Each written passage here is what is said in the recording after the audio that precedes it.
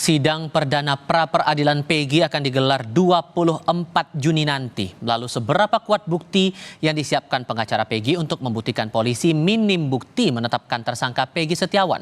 Kami akan diskusikan bersama dengan para narasumber. Bergabung saat ini kuasa hukum Peggy Setiawan, Mukhtar Effendi, dan pakar hukum pidana Universitas Pelita Harapan, Jamin Ginting. Selamat sore Bapak-Bapak sekalian. Selamat sore. Selamat sore. Terima kasih semuanya sudah hadir dalam diskusi kami kali ini.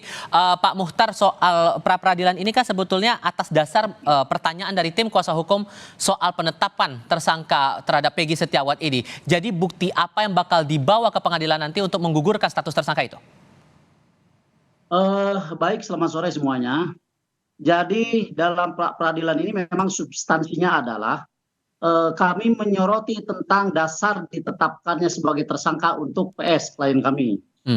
Karena kalau kita merujuk kepada peristiwa 2016, terutama di dalam fakta-fakta di persidangan, itu banyak sekali kejanggalan-kejanggalan yang kami temui setelah kami pelajari lebih mendalam. Nah, salah satu diantaranya adalah nama Peggy Setiawan pun Peggy alias Peron sebetulnya itu tidak satu orang pun para terpidana seumur hidup sekarang yang ada mendekam di rumah tahanan negara menyebutkan tentang keterlibatan Peggy alias Peron, apalagi Peggy Setiawan. Dan itu. Kemudian 2016 pun pihak polisi kan sudah mendatangi dan menggeledah rumahnya Peggy Setiawan di Kelurahan Kepompongan, Kecamatan Talun. Bahkan sempat berbicara dengan ibunya Peggy yang menyampaikan bahwa Peggy itu ada di Bandung. Bayangkan 8 tahun kemudian baru Peggy Setiawan ditangkap dan ditetapkan sebagai tersangka. Inilah yang membuat bagi kami bertanya-tanya dasarnya apa sebetulnya untuk menetapkan Peggy Setiawan atau PS sebagai tersangka. Jadi kembali pada pertanyaan saya, buktinya apa yang mau dibawa nanti di sidang, Pak? Nanti kita buka di persidangan saja, ya. Nanti kita buka di persidangan saja. Karena kami ingin tahu justru dari pihak kepolisian bukti apa yang mereka dapatkan atau mereka pegang untuk menetapkan klien kami sebagai tersangka. Itu. Oke. Jadi bukan kami yang harus membuktikan, mereka yang membuktikan kepada kita. Pihak kepolisian buktikan kepada kita apa dasarnya. Kan begitu, sehingga nanti kami akan siapkan sanggahan-sanggahan terhadap bukti tersebut. Oke, kemarin juga polisi kan sudah sempat menyita juga akun media sosial milik Peggy begitu dan masuk dalam BAP tambahan. Apa yang Anda cermati terkait dengan penyitaan akun ini? Betul, saat Peggy Setiawan atau PS ini ditangkap, memang HP-nya PS disita oleh pihak kepolisian dengan alasan untuk barang bukti, kan begitu ya.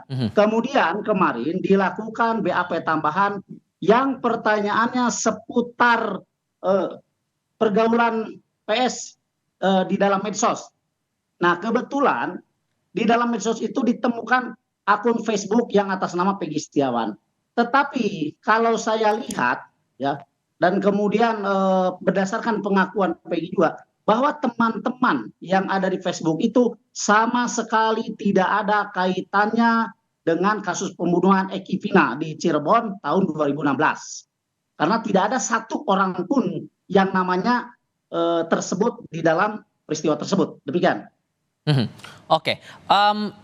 Untuk kemudian bisa membuktikan bahwa Peggy ini tidak bersalah, jadi bagaimana kemudian bisa menegaskan posisi itu nanti di pra-peradilan dari kuasa hukum, Bang?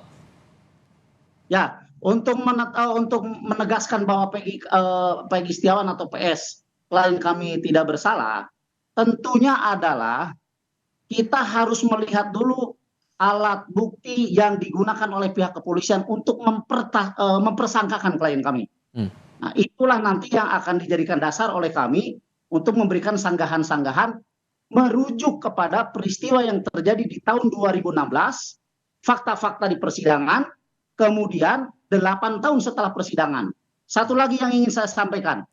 Kalau kita ingat, tanggal 11 Mei 2024, pihak kepolisian telah mendatangi Saka Tatal untuk memperlihatkan 3 foto. Ya, 3 foto. Yang di dalamnya adalah berisi para DPO. Dan itu, Saka Tatal menyebutkan tidak ada yang kenal satupun. Nah, Boleh saya tambahin ya? Oke, singkat saja. Ya, begitu tanggal 21 PS ditangkap, Sakatatal membuat pernyataan di media bahwa foto yang ditunjukkan oleh pihak kepolisian tidak ada satupun yang sama dengan PS klien kami. Mhm, mhm. Pertanyaannya, kalau memang polisi sudah mengantongi 3 foto, pertanyaannya nih, kenapa di tahun 2016 foto tersebut tidak dipampang sebagai gambar orang yang di DPO-kan? Oke, Malah justru gambar DPO-nya adalah gambar koboi yang oke. memakai topi koboi itu. Mhm. Demikian. Oke, Pak Jamin, soal proses pra peradilan ini kita perlu paham dulu dasarnya. Jadi hal apa yang sebetulnya jadi poin penting dalam proses pra peradilan itu? Ya, jadi inti dari proses pra peradilan itu adalah orang-orang yang mengajukan itu merasa bahwa penetapan tersangkanya ini tidak sah. Itu dasarnya adalah putusan MK 21. Hmm. Jadi kenapa penyidik menetapkan tersangka tanpa 2 alat bukti yang sah sebagaimana diatur dalam pasal 184? Ada bukti saksi kah? Ada keterangan ahli kah? Ada surat kah? Nah, para penggugat ini menyatakan penyidik tidak memiliki alat bukti yang cukup untuk menetapkan orang ini menjadi tersangka. Dan nanti harus dibuktikan di pengadilan. Apa bukti-bukti yang menetapkan tersangka terhadap Peggy ini? Nah, nanti kalau memang bukti yang sudah dipaparkan di pengadilan menunjukkan kalau kualitas alat bukti, ya minimum 2 alat bukti.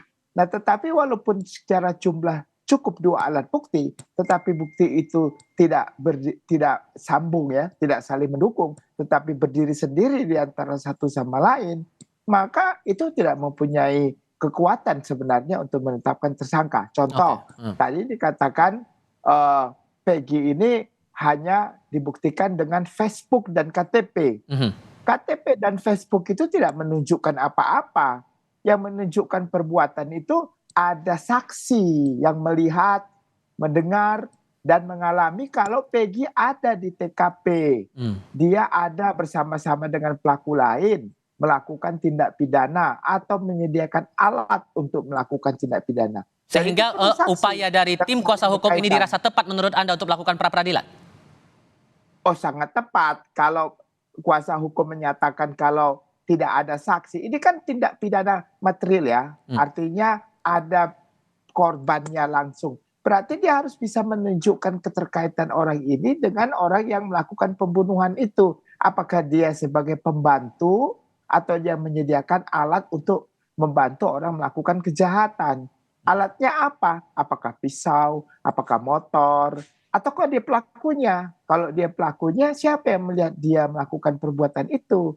Nah, ini kan pembunuhan. Jadi harus ditunjukkan bukti-bukti yang relevan. Jangan cuma Facebook sama KTP kalau benar kalau coba itu buktinya ya. Saya kira itu yang kurang tepat menurut saya. Kalau Anda membaca proses hukum yang berlangsung sekarang ini untuk bukti-bukti yang dipakai polisi sehingga menjatuhkan status tersangka terhadap Peggy Setiawan ini sudah kuat atau belum menurut Anda? Nah, jadi kalau berdasarkan putusan pengadilan yang sudah ingkrah yang disebutkan ada nama Peggy di situ, maka orang itu akan dihadirkan juga untuk menerangkan apa benar Peggy yang dia maksud itu adalah Peggy yang sekarang yang dijadikan tersangka. Bagaimana peran orang tersebut bersama-sama dengan pelaku tindak pidana lain. Kalau pelaku tindak pidana lain sama sekali tidak pernah melihat dan mengetahui, oh ini Peggy-nya salah Pak, bukan Peggy yang ini. Mungkin Peggy yang lain. Nah, tentu ini kan tidak menjadi alat bukti yang kuat untuk menetapkan jadi tersangka. Tetapi kalau sampai sekarang polisi tetap menjadi tersangka bahkan menahan, saya nggak tahu apa pra peradilan ada sah nggak penahanannya. Nah, kalau sampai itu ditahan, berarti kan sudah ada alat buktinya yang menurut ya dalam tanda petik polisi mereka cukup kuat untuk menyatakan kalau ini adalah orang yang bersama-sama melakukan kejahatan. Dari pihak Polda Jawa Barat juga nih sudah menyiapkan tim hukum juga nih.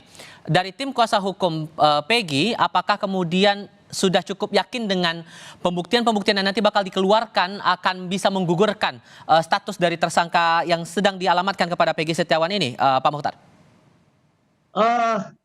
Terus terang kami sangat yakin.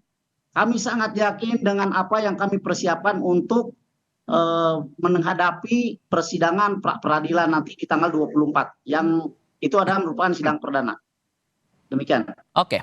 Proses sidang akan berlangsung pada 24 Juni tahun 2024. Pak Mukhtar, terima kasih banyak. Pak Jamin Ginting juga terima kasih sudah hadir dalam Terima diskusi kasih. kami kali ini. Selamat sore semuanya. Sama-sama, terima kasih.